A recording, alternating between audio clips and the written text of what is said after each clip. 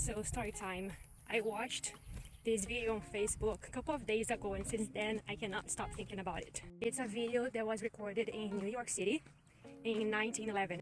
Now, I don't know if the date is correct because I did some research, and some people say that the camera recorder was invented in the 1800s, and some people say that it was invented between 1913 and 1920.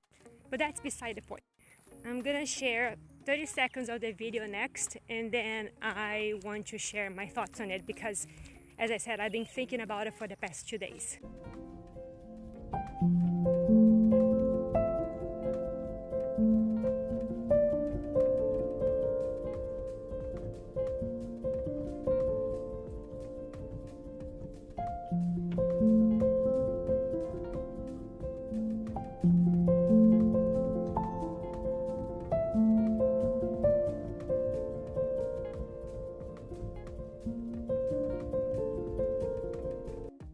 So a couple of things that really caught my attention was, number one, did you notice the way that people walked around before?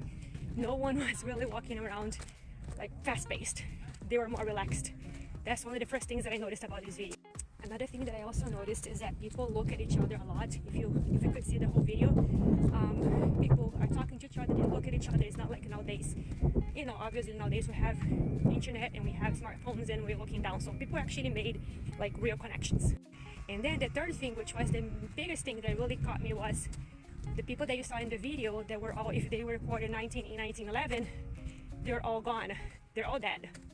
And that made me think that a lot of the things that we are so worried about right now are really not going to be important 20, 30, 40 years from now. We spend a lot of time stressing out about things that are really not going to matter, not even 2 months from now. Many times our plates are already full with all the projects that we need to do, all the events we need to attend, and we just keep saying yes to things, and we keep adding more stuff to the pile, which all it does is to add more stress. I want to challenge you with this question that I actually challenge myself with.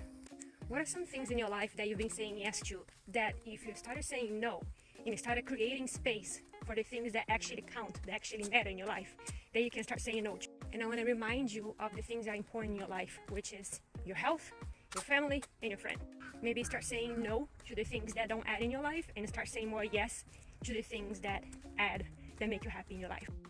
Because the truth is that life is just very short, and that's something we can't control. But we can make time to those things that matter. For example, your health. Your health should be one of your main priorities. When you prioritize your health, everything else in your life is going to start to improve as well.